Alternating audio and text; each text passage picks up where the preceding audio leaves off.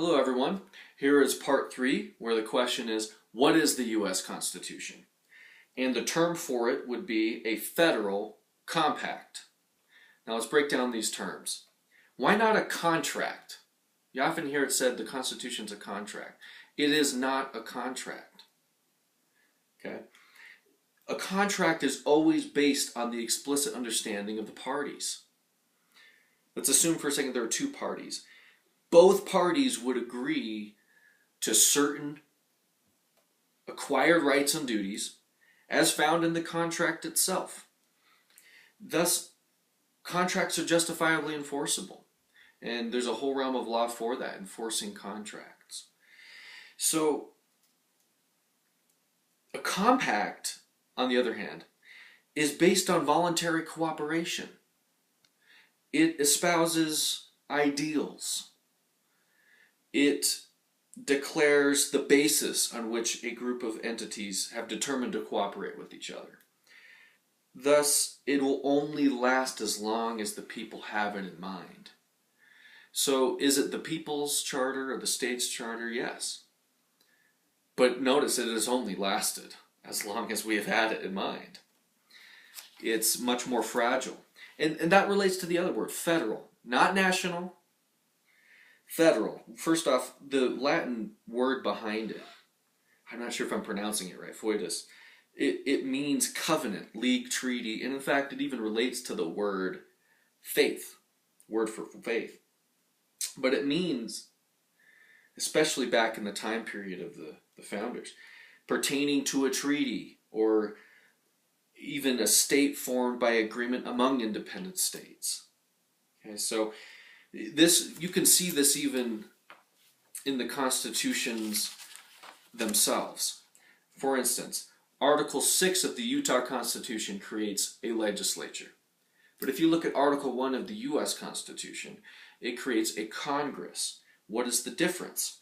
Well, a legislature is a legislative body within a nation, whereas a Congress is a meeting of separate nations. So for instance, in 1765 you had the Stamp Act Congress, where 9 of the colonies sent ambassadors to meet together to determine what to do in response to the Stamp Act. This is also found in the Continental Congresses, both the first and the second. You had delegates from independent governing bodies. Okay, and this goes back in history too. You go back to the Greek city-states, the Congress of Corinth.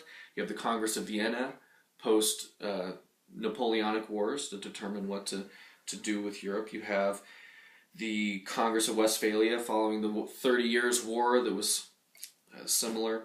You have the Congress of Panama, where the Central American countries sent delegates to determine a unified policy in relation to Spain. This is the term Congress is a meeting of separate states, separate nations. Okay? Whereas the constitutions of the several states create legislatures, or they'll have a term that means something similar. Emerita Vattel in the Law of Nations says this, that several sovereign and independent states may unite themselves together by a perpetual confederacy, which is interesting.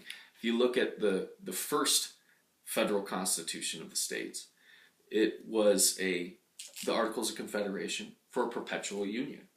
It's very interesting.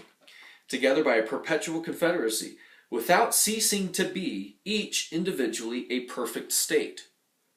They will together constitute a federal republic. Their joint deliberations will not impair the sovereignty of each member, though they may, in certain respects, put some restraint on the exercise of it, based on the voluntary cooperation, in virtue of voluntary engagements. A person does not cease to be free and independent when he is obliged to fulfill engagements which he has voluntarily contracted, I would say agreed to. The Constitutional Convention itself is evidence of this distinction. You did have a faction, James Madison, Alexander Hamilton, that were calling for a national government. And if you look at the drafts in the convention of early proposals for the Constitution, they do use that word, national. They would then veil it as general or something like that to sell it to the people who were obviously very leery, after the American Revolution, of any centralized structure that was superior to their local governing bodies. But all of those failed. It's actually one of the greatest victories for freedom, and it's never spoken of, thanks in large degree to delegates such as George Mason. You did end up with a federal government. And this is even sold by James Madison himself. For instance, in Federalist number 39, where he makes the distinction where it's only national and features agreed to specifically in the Constitution. Interesting. If you look at even the Articles of Confederation, section, which of course was the assumed basis in many ways for the U.S. Constitution, it explicitly states in Article 2 that each state retains its sovereignty, freedom, and independence, and every power, jurisdiction, and right which is not by this confederation expressly delegated to the United States and Congress assembled. Okay, so even this is what's interesting, is that in American history, after the Alien and Sedition Acts, which not only violated the Bill of Rights, but for Federalists, in the true meaning of the word, those that championed federalism, which were the people who often championed federalism, by the way, were called anti-federalists. So I know it's confusing, but I'm talking about the principle of federalism here. They also argued against it because it violated state sovereignty. So it wasn't just an argument based on free speech or something similar. It was argument based on the structure, the federal structure of the Union. Even James Madison himself, remember the guy who wanted originally a national government, he wrote anonymously in the Virginia Resolutions, which of 1798, that the states were duty-bound to oppose any federal overreach, and stated that the loose interpretation of the Constitution, which would be necessary to justify the Alien and Sedition Acts, were not only the wrong interpretation, but that the result of which would, quote, consolidate the states by degrees into one sovereignty, into one nation, the obvious tendency and inevitable result of which would be to transform the present republican system, transform it, of the United States into an absolute, or at best, mixed monarchy. Note, one sovereignty or one nation thing, it was a negative. Okay. So, a federal compact, right? Sovereign states coming together to unite, to cooperate voluntarily together, and of course the ultimate goal being what we covered in the first video. Read the Declaration of Independence. That's the ultimate goal of any good government. Now, you also see this as a third example in comparing the founders' mindset in terms of the Declaration of Independence versus the almost the antithesis, I guess, of that, as found in Lincoln's Gettysburg Address. Okay, so in the Declaration of Independence, it was obviously in Congress assembled, Congress having the meaning that it has always had, but it also spoke of free and independent states, that they are together declaring independence. And you have actually some of them already acting independently before that. But the idea was we're just uniting on this common purpose. And if you look at the treaty that ended the American Revolution in, what was it, 1783, I believe, it was with all 13 as separate states. You know, the delegates of the Congress were acting for the states.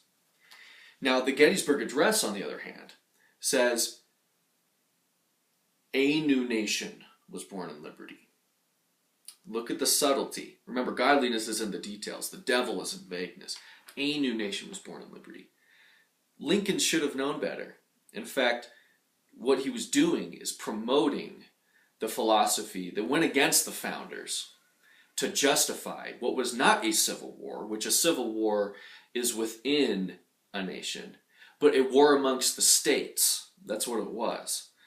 But he had to justify his line of them being merely in rebellion by saying, we're one nation, you're rebelling against the nation. No, they were in a voluntary compact, and it got to the point where the costs of being in the Union exceeded the benefits. And so they voluntarily left and formed their own confederacy. Okay, now one more thing, and then I'll end this. You even found this mindset in the term law of nations. Okay, this was the term for international law as it was understood at the time. And of course, this was in harmony of natural law, just as you as an individual have certain rights and duties, rights pertaining to yourself and duties in relation to everyone else. So did nations in relation to other nations. So, to quote Emer de Vautel's book, The Law of Nations again, there certainly exists a natural law of nations. Since the obligations of the law of nature are no less binding on states, on men united in political society, than on individuals. Hence it follows that the natural law of nations is a particular science, consisting in just and rational application of the law of nature to the affairs and conduct of nations or sovereigns. Thus, in the 1828 Noah Webster Dictionary, the term laws of nations is defined as the rules that regulate the mutual intercourse of nations or states. The rules depend on natural law or the principles of justice which spring from the social state. So, there was implicit in even this term, this understanding at the time, that for nations to cooperate together, it had to be in harmony with natural law. And of course, that presupposes a voluntary cooperation. Since could you force your neighbor into a coalition? Of course not. So it's based on voluntarism. So one more thing. It's a federal compact, but also it's not just a historical document. I'm going to cover this more in a future video. But just so you know what is the U.S. Constitution. It is not simply a historical document based on custom, or what was the custom then, but a charter of commitments to moral principles. Ronald Dworkin talks of the moral interpretation of the Constitution. That is a true concept, the idea that, yes, it is a historical document, it does have historical features, but it's bigger than that. It's a compact declaring ideas that transcend time and circumstance, that are just as true today as then. And so, for instance, a commitment to free speech would not be limited to what their concept of free speech was, but to what the concept itself is. So it's a federal compact and a charter of moral commitments.